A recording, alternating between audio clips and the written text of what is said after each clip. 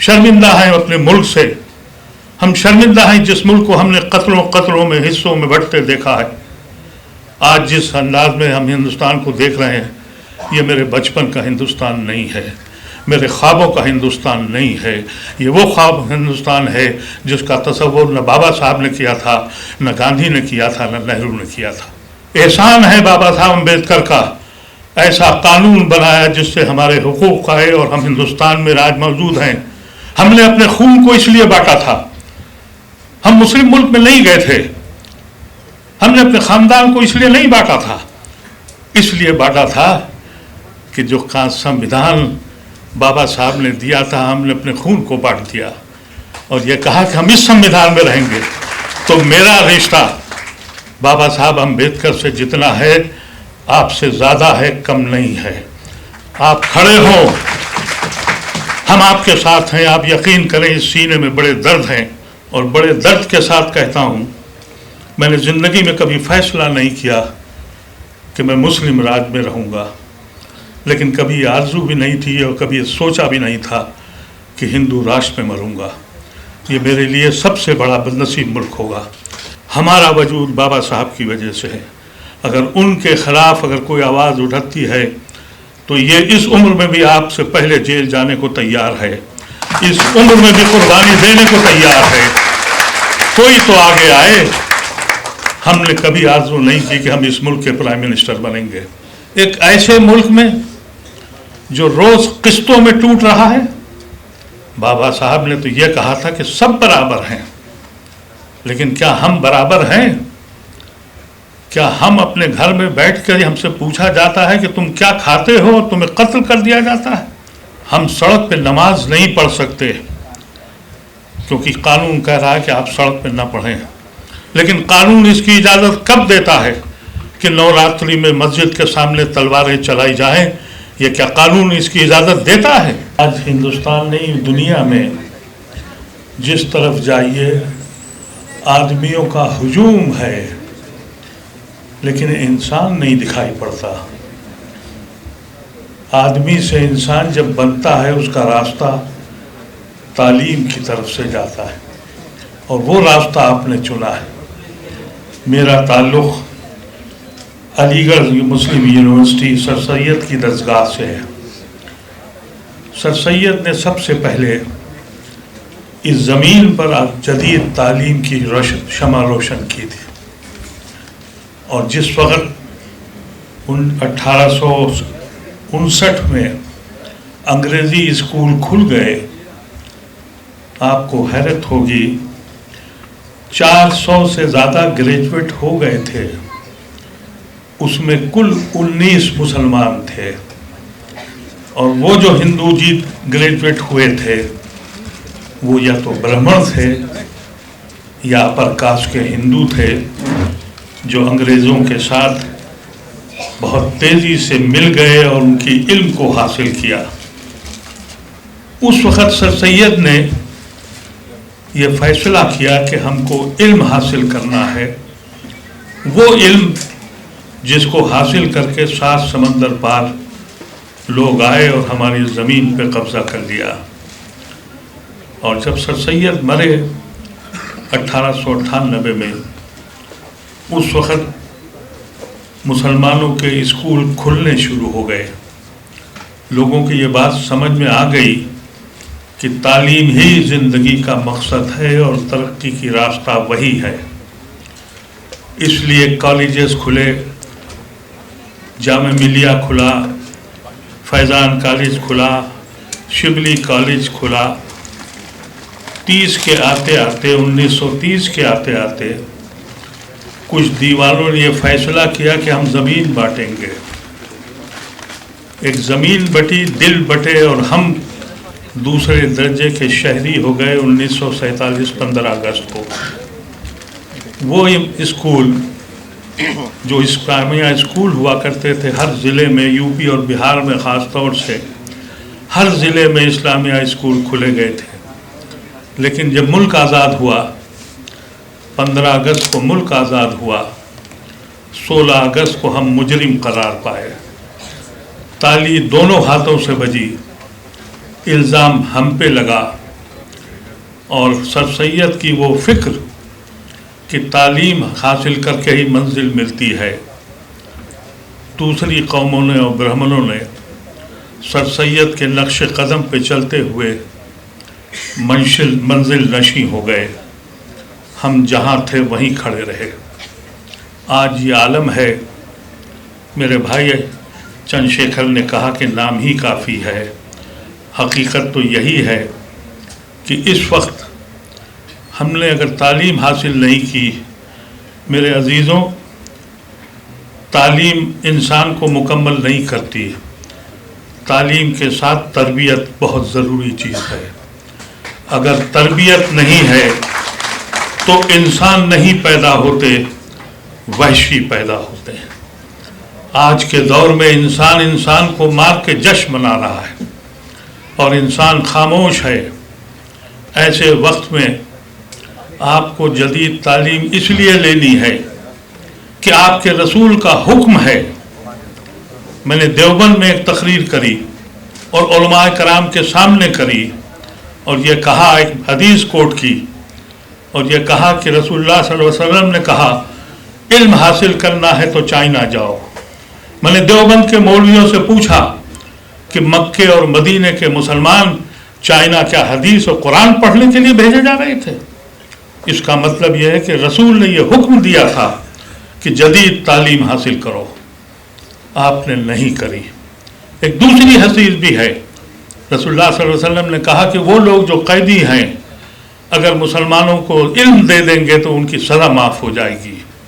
اور وہاں کے امام نے کہا کہ یہ ٹھیک ہے آپ کہتے ہیں، تو میں نے کہا پھر آپ ہمیں کون سی تعلیم دے رہے ہیں؟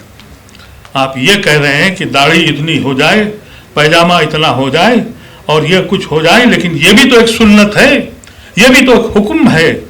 آپ نے ہمارے رسول کے حکم کو ہم تک پہنچایا نہیں۔ اس کی صرف وجہ یہ تھی کہ 1857 میں سب سے زیادہ قربانی علماء کرام نے دی، سب سے زیادہ موتیں ان کی ہوئیں، شہادتیں ان کی ہوئیں۔ علماء کرام انگریزوں سے لڑتے لڑتے انگریزی سے لڑ بیٹھے اور ہم کہاں تھے، کہاں سے کہاں چلے گئے۔ آج اس دور میں تعلیم ضرور دیں لیکن تربیت کے ساتھ دیں۔ یہ جو اس وقت فیکٹریاں کھلی ہوئی ہیں، یہ کیا دے رہی ہیں آپ کو؟ کیا سماج بن رہا ہے ہمارا؟ ایسے سماج میں، ایک ایسے ملک میں جو روز قسطوں میں ٹوٹ رہا ہے، جہاں روز ہم دیکھ رہے ہیں کہا یہ جا رہا ہے، پولیٹیکل پارٹیاں کہہ رہی ہیں کہ ہم کو آئین بچانا ہے، سمویدھان بچانا ہے۔ میں نہیں سمجھ سکتا کہ کہاں کا سمویدھان بچا ہوا ہے۔ بابا صاحب نے تو یہ کہا تھا کہ سب برابر ہیں، لیکن کیا ہم برابر ہیں؟ کیا ہم اپنے گھر میں بیٹھ کر ہم سے پوچھا جاتا ہے کہ تم کیا کھاتے ہو، تمہیں قتل کر دیا جاتا ہے؟ ابھی پارلیمنٹ میں تو قانون نہیں بنا ہے، لیکن وہ لوگ جو آج عدالتوں میں بیٹھے ہیں ججز کی حیثیت سے، میری سمجھ سے جج جو ہے وہ زمین پر اللہ کا نمائندہ ہے، منصف ہونا چاہیے اس کو، لیکن جج فیصلہ کیا کرتا ہے؟ روز ہم سے پوچھا جاتا ہے کہ بھائی اگر آپ مسلمان ہیں، آپ سوچئے اس ملک میں ہم سڑک پہ نماز نہیں پڑھ سکتے کیونکہ قانون کہہ رہا ہے کہ آپ سڑک پہ نہ پڑھیں، لیکن قانون اس کی اجازت کب دیتا ہے کہ نوراتری میں مسجد کے سامنے تلواریں چلائی جائیں؟ یہ کیا قانون اس کی اجازت دیتا ہے؟ لیکن پارلیمنٹ میں یہ کہا جاتا ہے۔ میں جب پارلیمنٹ میں تھا، میرے عزیز، میں آپ کو واقعہ بتاتا ہوں، میں خوش ہوں، شکر گزار ہوں کہ آج کی پارلیمنٹ میں ہوں نہیں۔ ہم بولتے تھے، اسپیکر سنتا تھا، اب اسپیکر بولتا ہے، آپ بولیں گے تو آپ کو باہر بھیج دیا جائے گا اور پھر بھی کہا جائے گا کہ ہم بہت بڑی ڈیموکریسی ہیں، ہم بہت بڑے کانسٹیٹیوشنل رائٹس ہمارے پاس ہیں۔ حقیقت یہ ہے کہ پارلیمنٹ اب وہ ادارہ ہے، وہ جگہ ہے جہاں اسپیکر اور چیئرمین بولتا ہے۔ اور ممبر آف پارلیمنٹ اپنی فریاد لے کے جاتا ہے تو اس کی اجازت نہیں ہوتی، اور پھر بھی ہم سے کہتے ہیں کہ گرو سے کہو۔ کیسے گرو سے کہتے ہیں؟ شرمندہ ہیں اپنے ملک سے، ہم شرمندہ ہیں جس ملک کو ہم نے قطروں میں حصوں میں بٹتے دیکھا ہے۔ آج جس انداز میں ہم ہندوستان کو دیکھ رہے ہیں، یہ میرے بچپن کا ہندوستان نہیں ہے، میرے خوابوں کا ہندوستان نہیں ہے، یہ وہ خواب ہندوستان ہے جس کا تصور نہ بابا صاحب نے کیا تھا، نہ گاندھی نے کیا تھا، نہ نہرو نے کیا تھا۔ ہمارے بھائی چندر شیکھر نے کہا کہ بابا صاحب نے ہم کو سب کچھ دیا، یقینی طور پر دیا، لیکن آپ کیا سمجھتے ہیں کہ ہم اس ملک سے کیوں جڑے ہیں؟ احسان ہے بابا صاحب امبیڈکر کا، ایسا قانون بنایا جس سے ہمارے حقوق آئے اور ہم ہندوستان میں راج موجود ہیں۔ ہم نے اپنے خون کو اس لیے بانٹا تھا، ہم مسلم ملک میں نہیں گئے تھے، ہم نے اپنے خاندان کو اس لیے نہیں بانٹا تھا، اس لیے بانٹا تھا کہ جو سنویدھان بابا صاحب نے دیا تھا ہم نے اپنے خون کو بانٹ دیا، اور یہ کہا کہ ہم اس سنویدھان میں رہیں گے۔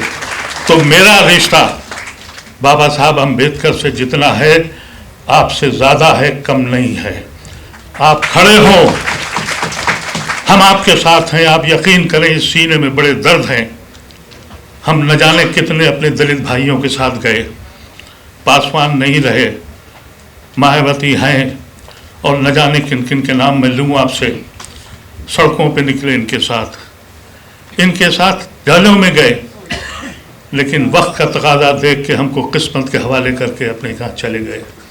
ایک آپ امید کی کرن ہے، پارٹی ضروری نہیں ہے، ملک بڑا ہے، اور ملک کے لیے ہر وقت یہ قوم دیکھ رہی ہے کہ کوئی تو آگے آئے، کوئی تو بڑھے۔ سیاسی جماعتوں نے ہمیں بہت مایوس کیا ہے، کیونکہ سیاسی جماعتوں کے لیے میں صرف یہی کہہ سکتا ہوں، یہ وہ لوگ ہیں جنہوں نے عزل سے فریب دیے ہیں، کبھی نقابیں ڈال کر، کبھی لبادہ اڑ کر۔ ہم ہمیشہ لٹتے ہی رہے، ہمیشہ بھاگتے ہی رہے۔ ایک نوجوان چنگاری کو جب ہم نے دیکھا، ایک امید کی کرن آ گئی، اور بڑے درد کے ساتھ کہتا ہوں، میں نے زندگی میں کبھی فیصلہ نہیں کیا کہ میں مسلم راج میں رہوں گا، لیکن کبھی آرزو بھی نہیں تھی اور کبھی سوچا بھی نہیں تھا کہ ہندو راشٹر میں مروں گا۔ یہ میرے لیے سب سے بڑا بدنصیب ملک ہوگا، لیکن آپ ایسے لوگ کھڑے ہو جائیں، اور ابھی ایسی ضرورت ہے۔ دیکھیے، آپ کا آئیڈیل، آپ کا وجود بابا صاحب کی وجہ سے ہے، ہمارا وجود بابا صاحب کی وجہ سے ہے۔ اگر ان کے خلاف اگر کوئی آواز اٹھتی ہے تو یہ اس عمر میں بھی آپ سے پہلے جیل جانے کو تیار ہے، اس عمر میں بھی قربانی دینے کو تیار ہے۔ کوئی تو آگے آئے۔ ہم نے کبھی آرزو نہیں کی کہ ہم اس ملک کے پرائم منسٹر بنیں گے، ہم نے کبھی یہ تمنا نہیں کی کہ اس ملک کے ہم حاکم وقت بنیں گے، لیکن ہم نے تمنا تو یہ ضرور کی تھی کہ ہم اپنے بھائی کے پیچھے کھڑے ہوں گے۔ ہم آپ کے پیچھے کھڑے ہونے کو تیار ہیں، اور اس تنظیم کو میں مبارکباد دیتا ہوں۔ میری صحت ابھی اس قابل نہیں ہے، کیونکہ میں ابھی چند دن پہلے ہی امریکہ سے آیا ہوں، تو کچھ صحت ساتھ نہیں دے رہی، لیکن جب میں نے اس میم تنظیم کے بارے میں سنا، میں نے اپنے چھوٹے بھائیوں سے کہا کہ کیسے بھی ہو آؤں گا ضرور، چاہے تھوڑی دیر کے لیے آؤں۔ مشکور ہوں، ممنون ہوں، آپ کو مبارکباد دیتا ہوں، اور جو باتیں یہاں کہی گئیں اس پہ عمل کریے۔ بہت بہت شکریہ۔ وآخر دعوانا الحمدللہ۔